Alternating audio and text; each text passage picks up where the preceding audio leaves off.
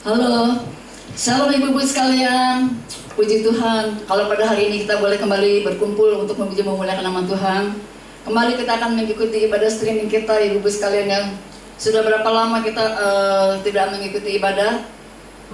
Baru bulan kemarin dan sudah dimulai, dan itu juga hati saya sangat sukacita ibu-ibu sekalian ya. Bagaimana pemeliharaan Tuhan yang begitu besar di dalam kehidupan kita. Meskipun kita tidak dapat ibadah secara langsung, tapi kita masih mengikuti ibadah acara streaming ini. Ini juga satu anugerah bagi kita ibu-ibu sekalian ya. Mari ibu-ibu sekalian, kita akan mulai ibadah kita meskipun melalui streaming pada pagi ini. Kita akan sambut ibu-ibu yang di rumah untuk mempersiapkan hati kita untuk dapat memuji memuliakan nama kita, siap untuk menerima siraman rohani yang dari Tuhan. Biar kerinduan kita pada hari ini kita akan memperolehnya dari Dia yang begitu besar kepada kita. Kita angkat pujian kita, kemurahan Tuhan.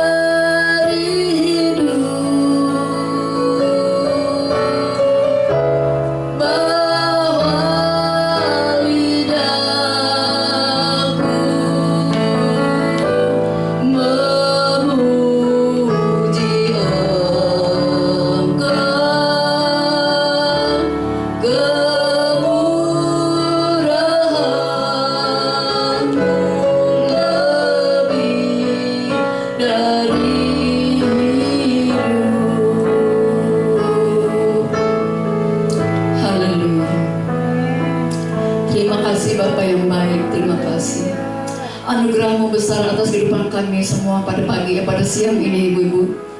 Kita tahu bahwa Tuhan tidak pernah meninggalkan kita. Meskipun banyak cobaan-cobaan yang kita hadapi, masalah-masalah yang kita hadapi, kita boleh dapat melalukan ini bukan karena gagal kuat kita. Ini semua satu anugerah yang Tuhan berikan di dalam kehidupan kita. Mari ibu-ibu, kita mau tetap tegar di dalam Tuhan, karena kita tahu bahwa Tuhan ada di dalam kehidupan kita. Kita naikkan pujian ini sekali lagi.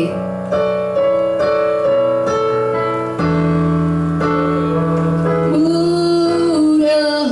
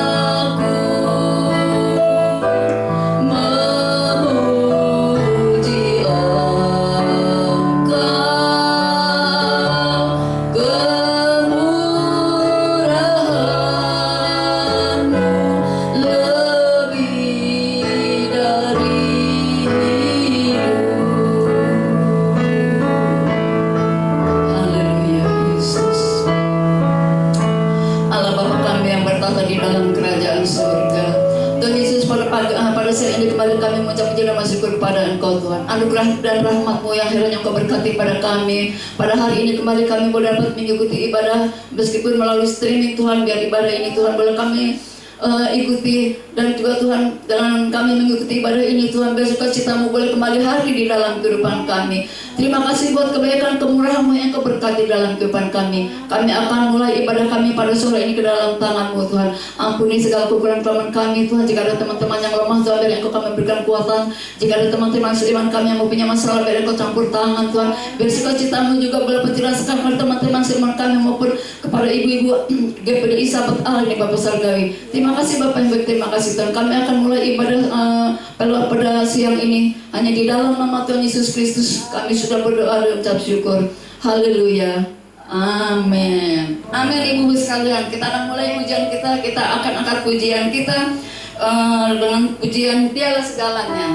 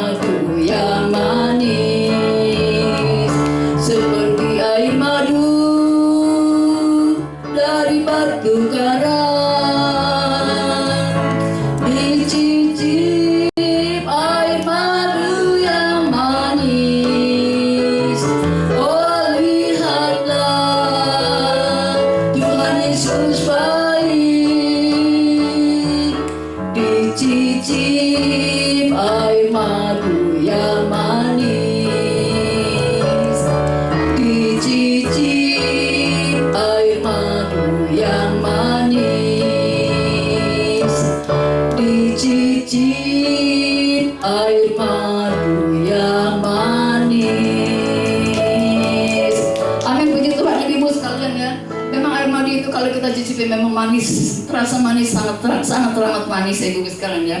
Begitu pula dengan pujian kita ini ibu sekalian, meskipun mungkin kedengaran sederhana tapi manis di dalam kehidupan kita. Apalagi kalau sebentar kita mendengarkan firman Tuhan. Baiklah ibu kita akan sambung pujian kita, pujilah selalu.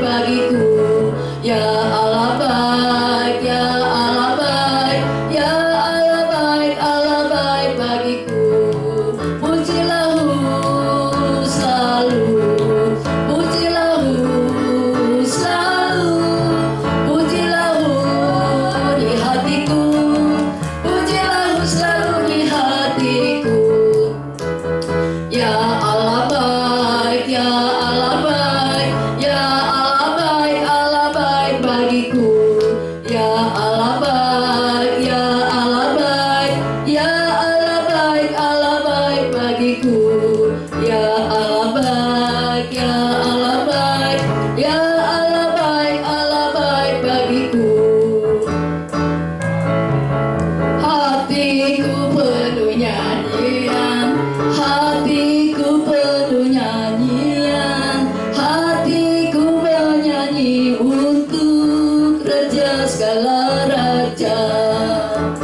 Sembahlah dan pujilah Dia, sembahlah dan pujilah Dia, sembahlah dan pujilah Dia, Raja segala raja.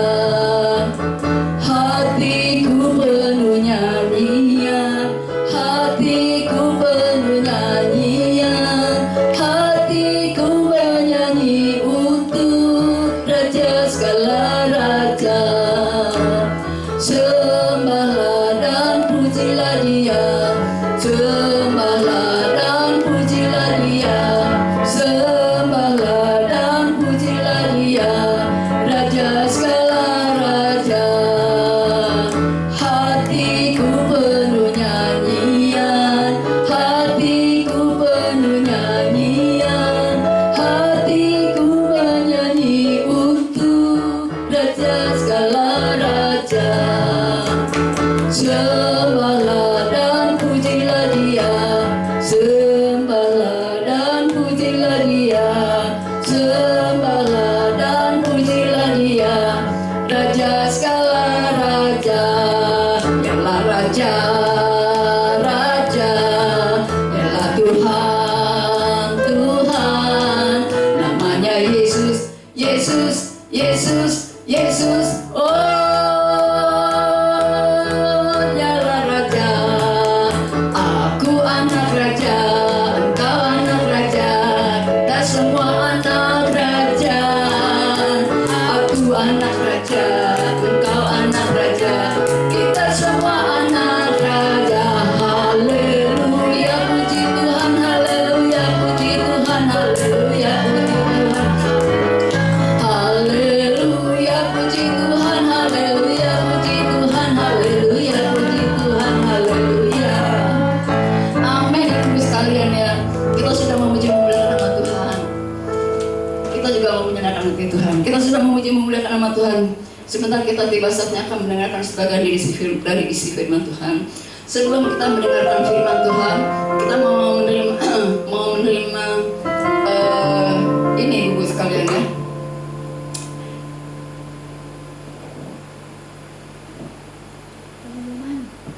Pengumuman ibu-ibu untuk ibadah lanjut untuk bulan depan ibu-ibu sekalian ya. Kita masih belum tahu apa boleh secara langsung apa mungkin masih acara streaming. Nanti akan diberitahukan melalui WhatsApp. Demikian ibu-ibu sekalian ya. Sekarang mari kita siapkan hati kita untuk menerima siraman-siraman rohani dari Tuhan. Kita membuka pintu hati kita lebar-lebar. Biar firman Tuhan boleh masuk di dalam kehidupan kita ibu-ibu sekalian. Kita angkat pujian kita. Mari kita siapkan hati kita.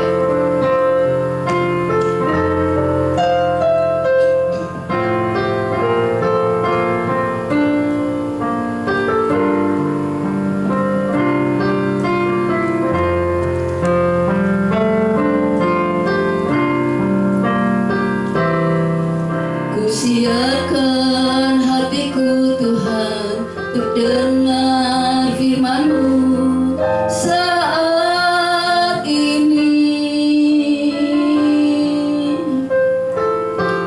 Ku sujud menyembah-Mu Tuhan, masuk hadirat-Mu saat ini. Curahkan urapan-Mu Tuhan bagi jemaat-Mu saat ini. Ku siapkan hatiku Tuhan untuk dengar firman-Mu.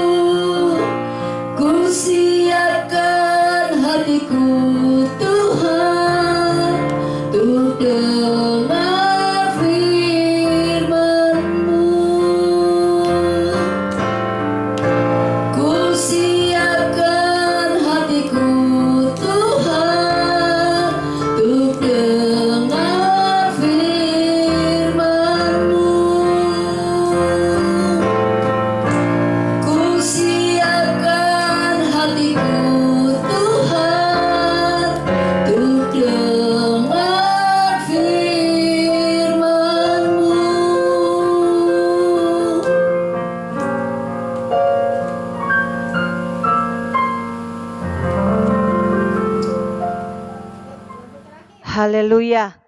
Shalom. Puji nama Tuhan. Kita patut bersyukur kepada Tuhan kalau kita boleh ada sampai dengan hari ini, itu semua karena kebaikan Tuhan. Baik Ibu Bi yang dikasihi oleh Tuhan, sebelum kita membaca kebenaran firman Tuhan saat ini, mari kita akan bersama-sama berdoa. Kami bersyukur Bapa yang baik, oleh karena anugerah dan kemurahan-Mu, kami boleh ada sampai dengan hari ini. Kami boleh bersama-sama menikmati betapa Tuhan itu ajaib, Tuhan itu luar biasa bagi kehidupan kami. Terima kasih Bapa, kami akan mendengar kebenaran firman-Mu. Biarlah Tuhan mengurapi kami, menguduskan kami, khususnya hamba-Mu Tuhan, urapi. Biarlah setiap firman Allah yang hamba-Mu sampaikan hari ini, boleh memberkati setiap kami yang ada.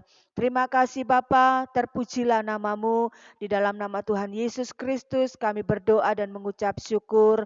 Kami siap terima firman-Mu. Haleluya. Amin. Puji nama Tuhan. Pertama saya mengucapkan terima kasih kepada Ibu Gembala dan pengurus Pelwab GPDI Sahabat Allah yang sudah memberikan kesempatan kepada saya untuk menyampaikan kebenaran firman Tuhan pada saat ini di ibadah Pelwab di GPDI Sahabat Allah. Puji Tuhan, saya akan memperkenalkan diri saya.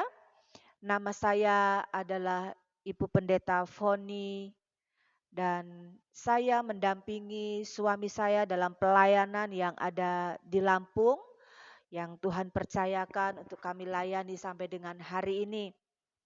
Dan puji Tuhan, kami dikaruniai 3 orang putra dan putri.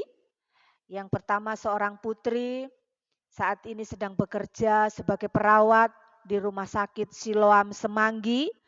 Dan yang kedua mengambil keputusan untuk menjadi seorang hamba Tuhan. Dan saat ini sementara praktek di GPDI Sahabat Allah yang namanya Otniel. Kurang lebih 2 tahun sampai hari ini masih ada di GPDI Sahabat Allah. Dan yang ketiga, putra bungsu kami sekarang berusia 12 tahun, sedang duduk di kelas 6 SD. Puji nama Tuhan, pelayanan kami ada di Lampung sampai dengan hari ini. Puji Tuhan, itulah perkenalan dari saya. Baik, kita akan masuk dalam kebenaran firman Allah. Sesuai tema yang diberikan kepada saya saat ini adalah memahami kesempurnaan kasih Kristus. Kita membaca di dalam Efesus pasalnya yang ketiga, ayatnya yang ke-18. Demikian bunyi firman Tuhan. Aku berdoa supaya kamu bersama-sama dengan segala orang kudus dapat memahami betapa lebarnya dan panjangnya dan tingginya dan dalamnya kasih Kristus. Puji nama Tuhan, ibu-ibu, Rasul Paulus saat ini mengajak kepada kita untuk kita boleh bersama-sama memahami betapa kasihnya Tuhan itu yang luar biasa. Kasih yang tidak ada batasnya, betapa panjangnya, betapa lebarnya, dalamnya, tingginya kasihnya Allah di dalam kehidupan kita. Kalau mungkin dulu ketika kita masih sekolah, itu ada pelajaran panjang kali lebar. Itu kalau dihitung pasti ada jawabannya. Tetapi tidak demikian dengan kasihnya Allah. Tidak ada seorang pun yang dapat mengukur kasihnya Allah. Karena kasihnya Allah adalah kasih yang tidak terbatas. Lalu kenapa Paulus berdoa supaya kita bisa memahami betapa panjangnya, lebarnya, tingginya, dan dalamnya kasih Allah itu? Karena Rasul Paulus dia mempunyai pengalaman pribadi bersama dengan Tuhan. Kita tahu latar belakang daripada Paulus sebelum dia bertobat, namanya adalah Saulus.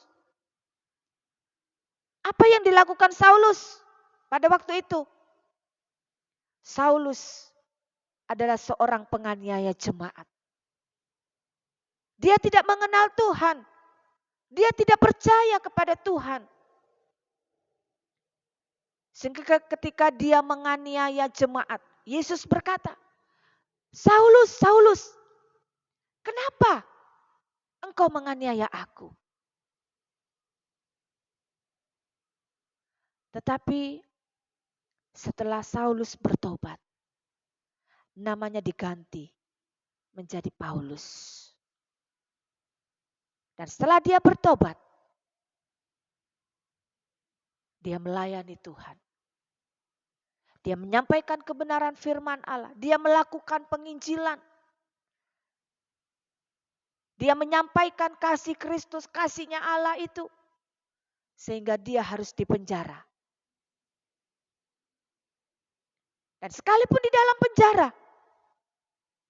Paulus tidak sedikit pun kasihnya geser kepada Tuhan. Keyakinannya geser kepada Tuhan. Karena Paulus mengalami pertolongan Tuhan yang luar biasa ketika dia berada di dalam penjara. Ketika Paulus di dalam penjara, dia mengasihi Tuhan, dia berdoa, dia memuji Tuhan, dia memuliakan Tuhan, dia bersorak-sorai kepada Tuhan. Dan kita tahu, ada kuasa, ada mujizat lewat pujian yang dinaikkan Paulus pada waktu itu di dalam penjara. Sehingga belenggu-belenggu penjara itu terbuka dengan sendirinya. Sehingga Paulus bersama orang-orang yang ada di dalam penjara pada waktu itu, dia bisa keluar, dia bebas. Sehingga kepala penjara pada waktu itu dia ketakutan. Bahkan dia hampir bunuh diri. Tetapi ketika dilihat oleh Paulus, ketika kepala penjara mau bunuh diri, Paulus berkata, jangan takut, kami masih ada di sini. Kami tidak lari. Tetapi bersyukur lewat pengalaman yang dialami oleh Paulus di dalam penjara. Kepala penjara, dia percaya. Kepala penjara dan seluruh keluarganya, dia percaya kepada Tuhan pada waktu itu. Nah, itulah sebabnya Paulus berdoa supaya kita bisa memahami betapa kasihnya Tuhan itu tidak terbatas bagi kehidupan kita. Apa itu memahami? Memahami berasal dari kata paham, yang artinya mengerti dengan benar atau mengetahui dengan benar. Orang bisa berkata gula itu manis ketika dia pernah mencicipi bahwa gula itu manis. Orang bisa berkata cabai itu pedes loh ketika orang itu pernah makan cabai. Tetapi ketika dia berkata gula itu manis, tapi dia belum pernah merasakan gula, dia adalah pembohong. Dia bohong karena dia tidak pernah merasakan gula itu. Bagaimana dia mau berkata gula itu manis? Tetapi Rasul Paulus, dia bisa berkata, mari kita memahami kasihnya Allah. Karena Paulus pernah mengalami itu di dalam penjara. Nah, ibu-ibu yang dikasihi oleh Tuhan, ketika kita bisa memahami kasihnya Allah itu dalam hidup kita, maka sekalipun dalam situasi yang sulit, pandemi yang kita alami saat ini, bukan kita hanya sendiri yang mengalami, Seluruh dunia mengalami COVID-19. Perusahaan hancur, ada yang gulung tikar.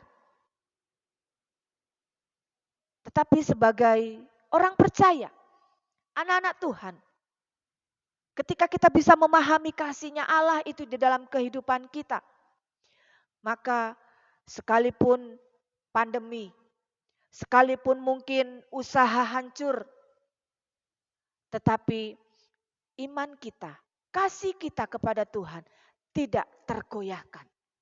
Tidak akan tergeser oleh apapun juga.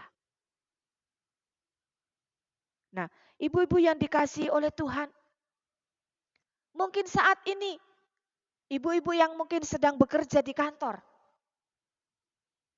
jangan pernah takut. Kalau mungkin ibu-ibu mungkin dijanjikan dengan jabatan yang lebih tinggi mungkin. Tapi dengan satu syarat, harus tinggalkan Tuhan. Tapi kalau orang yang bisa memahami kasih-Nya Tuhan di dalam kehidupannya, dia tidak akan terima. Sekalipun mungkin, lumayan loh, jabatannya lebih tinggi, gajinya lebih besar. Tetapi Alkitab katakan, buat apa orang memiliki seluruh dunia ini, tetapi kalau jiwanya binasa. Nah, ibu-ibu yang dikasihi oleh Tuhan, kalau Paulus menasehatkan kita, mengingatkan kita, dia berdoa supaya kita bisa memahami kasih-Nya Allah.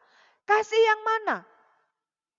Dalam Yohanes pasal 3 ayat yang ke-16 dikatakan, karena begitu besar kasih Allah akan dunia ini, sehingga Ia telah mengaruniakan anaknya yang tunggal, supaya setiap orang yang percaya kepadanya tidak binasa, melainkan beroleh hidup yang kekal.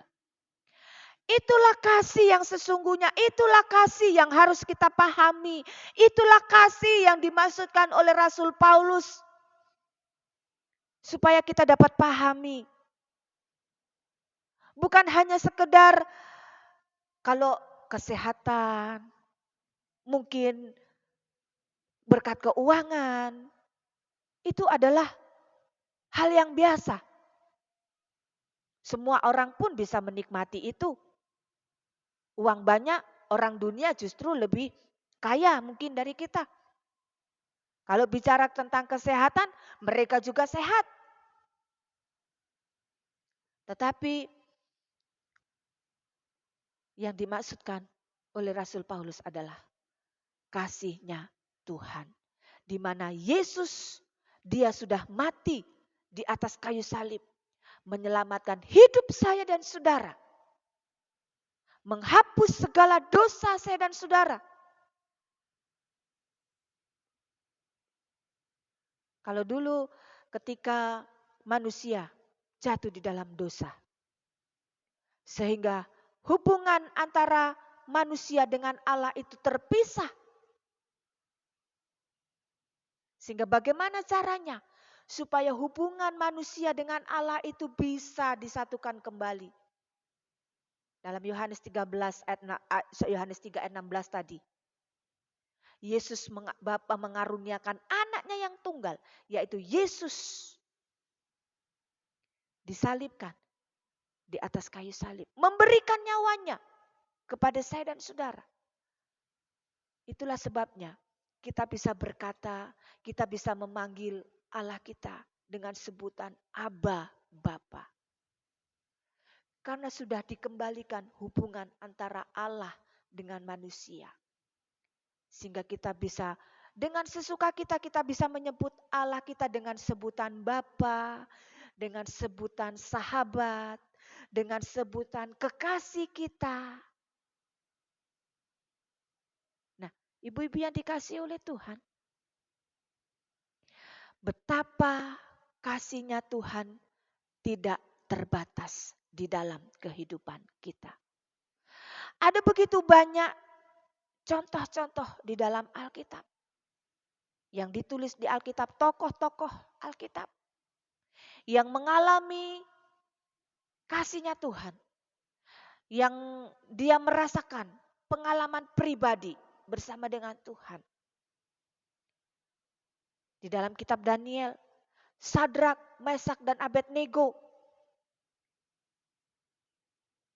Ketika Raja Nebukadnezar, dia membuat patung. Dan dia memberikan perintah bahwa semua harus menyembah kepada patung yang dibuat oleh Raja Nebukadnezar.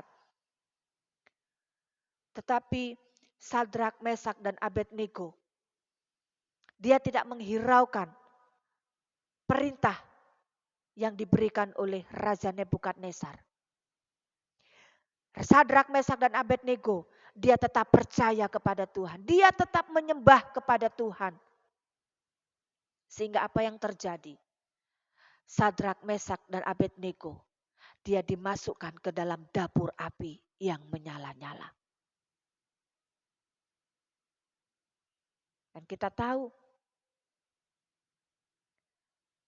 ketika orang-orang melihat bahwa tubuh Sadrak, Mesak, dan Abednego dia tidak terbakar. Dia heran, lebih heran lagi. Mereka berkata bahwa bukankah hanya 3 orang yang kita masukkan di dalam dapur api? Tetapi kenapa itu ada 4 orang? Kira-kira siapa yang satu? Dia adalah Yesus. Dia Yesus yang kita sembah. Dia menyertai Sadrak, Mesak, dan Abednego. Sehingga sedikit pun bajunya tidak terbakar, tidak koyak. Kulitnya tidak terbakar sedikit pun. Tetap utuh tubuh daripada Sadrak, Mesak, dan Abednego. Karena apa? Karena ada Allah yang menyertai kehidupan mereka. Ada Allah yang menyertai mereka ketika di dalam dapur api yang menyala-nyala. Itulah kasih yang mereka alami. Daniel, dia harus dimasukkan di dalam goa singa. Tapi kita lihat, Daniel tidak takut. Dia tetap memuji Tuhan, dia tetap percaya kepada Tuhan, dia tetap menyembah Tuhan. Dan kita lihat mujizat Tuhan dinyatakan dalam kehidupan Daniel. Tubuh Daniel tidak sedikit pun luka oleh gigitan singa. Tubuh Daniel tetap utuh. Itu pengalaman pribadi yang dialami oleh Daniel. Mungkin kita tidak mengalami hal yang sama seperti Daniel, seperti Paulus, seperti Sadrak, Mesak, dan Abednego. Mungkin kita punya pengalaman pribadi masing-masing dengan Tuhan. Ibu-ibu yang dikasihi oleh Tuhan. Mungkin dalam dunia ini kita punya sahabat. Tetapi tidak ada seorang sahabat yang sanggup memberikan nyawanya. Di dalam Yohanes pasal yang ke-15 ayat yang ke-13 berkata demikian. Tidak ada kasih yang lebih besar daripada kasih seorang yang memberikan nyawanya untuk sahabat-sahabatnya. Sehingga kita ada satu pujian berkata, ada satu sobatku yang setia. Siapa sahabat kita? Yesus. Namanya Yesus. Dalam situasi, keadaan apapun, Yesus adalah sahabat kita. Dia tetap setia, ada bersama dengan kita. Ayat ini berkata, tidak ada kasih yang lebih besar daripada kasih seorang yang memberikan nyawanya untuk sahabat-sahabatnya. Sahabat dunia ada ketika kita dalam suka, ketika kita berkelimpahan. Tapi ketika kita bangkrut, ketika kita dalam kesusahan, dia tinggalkan kita. Dia menjauh dari kita. Tetapi Yesus adalah sahabat kita yang setia. Dia tidak pernah meninggalkan kita. Dia selalu ada bersama dengan kita. Satu contoh dalam Alkitab, selain yang saya sebutkan tadi, Ayub. Ayub adalah orang yang saleh. Ayub adalah orang yang hidup benar di mata Tuhan. Ayub adalah orang yang baik. Tetapi ketika Tuhan izinkan Ayub kehilangan hartanya, kehilangan anak-anaknya, bahkan tubuhnya penuh dengan borok. Bahkan sampai istrinya yang selalu bersama-sama dengan Ayub berkata, "Masihkah engkau setia kepada Tuhanmu? Kutuki saja Tuhanmu." Bayangkan ibu-ibu. Tetapi apa jawab Ayub? "Engkau berbicara seperti perempuan gila. Apakah kita mau terima yang enak-enak saja dari Tuhan? Sementara kita mengalami seperti ini, terus kita tinggalkan Tuhan." Nah, ibu-ibu yang dikasihi oleh Tuhan, banyak orang ketika mereka hidup dalam kelimpahan, ketika mereka hidup dalam sukacita, ketika mereka hidup dalam kemewahan, dia setia kepada Tuhan. Tetapi ketika Tuhan izinkan dia mengalami kesusahan, dia hancur usahanya. Tidak sedikit anak-anak Tuhan yang meninggalkan Tuhan. Itulah sebabnya Rasul Paulus mengajak kepada kita untuk kita memahami betapa panjangnya, lebarnya, tingginya, dan dalamnya kasih Tuhan itu di dalam kehidupan kita. Paulus mau supaya dalam keadaan yang sulit sekalipun kita tetap memahami kasihnya Tuhan itu di dalam kehidupan kita. Kasihnya manusia terbatas. Kasih suami kepada istri ada batasnya. Kasih istri kepada suami dan sebaliknya ada batasnya. Kasih orang tua kepada anak ada batasnya. Kasihnya anak kepada orang tua ada batasnya. Tetapi kasihnya Allah tidak ada batasnya dalam hidup kita. Kasihnya manusia adalah kasih yang bersyarat. Orang bisa berkata, "Aku bisa mengasihi kamu kalau kamu mengasihi aku." Tapi tidak demikian dengan Tuhan. Sekalipun mungkin kita jauh, kita meninggalkan Tuhan. Sekalipun kita tidak mengasihi, tapi Tuhan tetap mengasihi hidup saya dan saudara. Situasi yang kita alami hari-hari ini dijadikan alasan oleh sebagian anak-anak Tuhan untuk mereka meninggalkan Tuhan, untuk mereka tidak beribadah kepada Tuhan. Ketika mereka ditanya, "Kenapa tidak ibadah?" Dia berkata, "Corona." Ya. Alasan yang tepat, corona.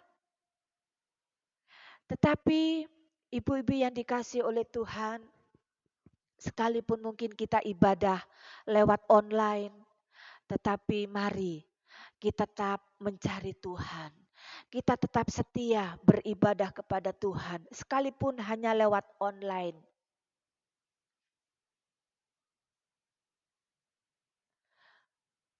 Sekalipun hanya online, tetap mencari Tuhan. Rasul Paulus ketika dia di dalam penjara, dia tidak menyalahkan Tuhan. Dia tidak salahkan Tuhan. Dia tidak bersungut-sungut. Sekalipun di dalam penjara, dia tetap memuliakan Tuhan. Dia tetap menyembah Tuhan.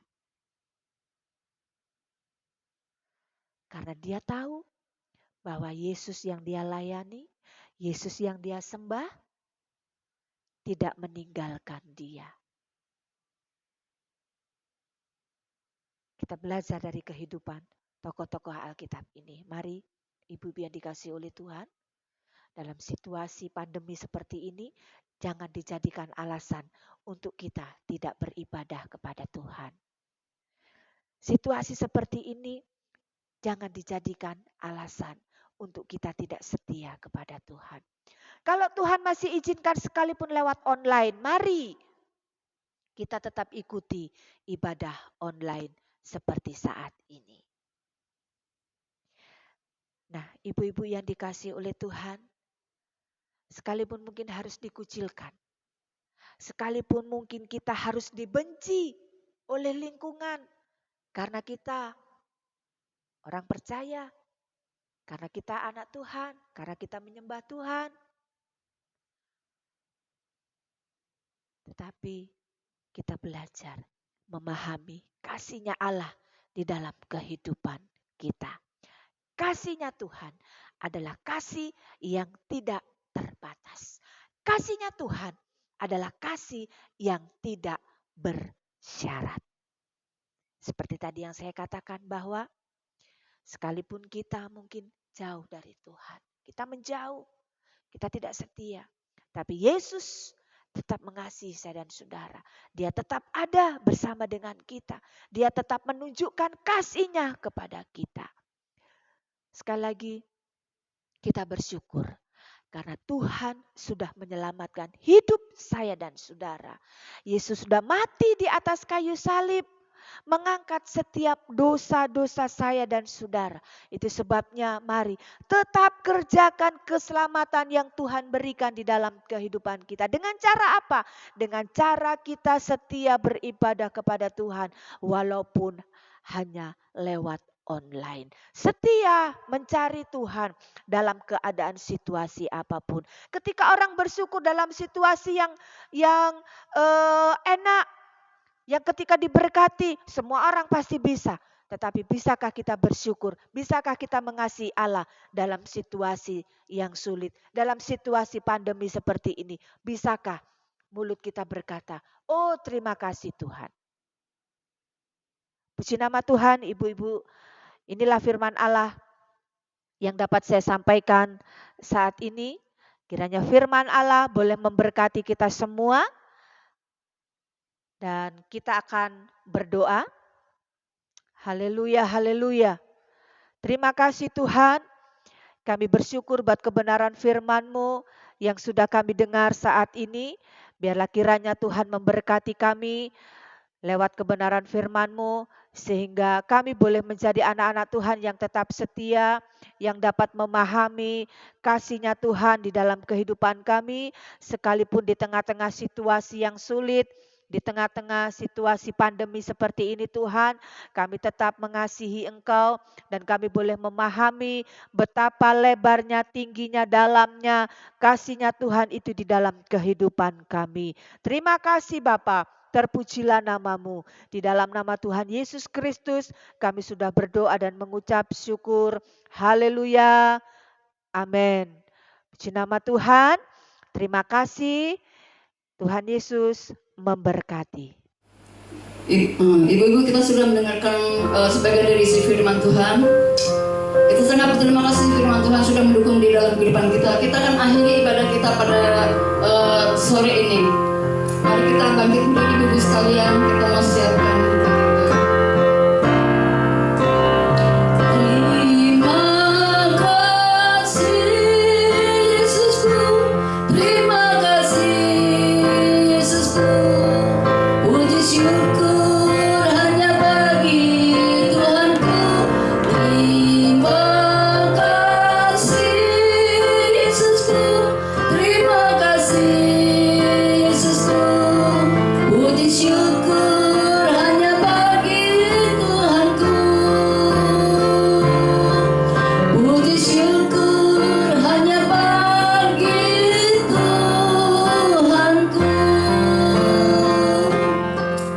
Surga dalam Tuhan Yesus Kristus, Hamba datang ke hadapan hadirat Tuhan, berdoa kepada Tuhan, memohon kepada Tuhan. di antara kaum wanita yang ada bersama dengan kami. Kami mohon kiranya berkat Tuhan pada kaum wanita, berkat badani, berkat rohani, damai sejahtera dalam rumah tangga mereka. Anak-anak mereka semua baik-baik saja ya Tuhan. Dan suami-suami yang bekerja diberkati oleh Tuhan. Tuhan dimuliakan, dipermuliakan. Dan sebentar kami akan kembali masing-masing ke rumah. Mari kiranya Tuhan jamah kami, tetap berkati kami ya Tuhan. Puji Tuhan. Kasih Tuhan. Sekarang tiba saatnya kita akan berpisah satu dan lain. Tuhan menyertai kita sekalian. Dan terimalah berkat rahmat sejahtera dari Bapa, kasih sayang dari anak yang tunggal Yesus Kristus, dan persekutuan dari Roh-Nya yang kudus menyertai kita sekalian hari ini, besok, sampai kita bertemu Tuhan dan tinggal bersama Dia selama-lamanya. Terima kasih Bapa Surga, dalam nama Tuhan Yesus Kristus. Amin.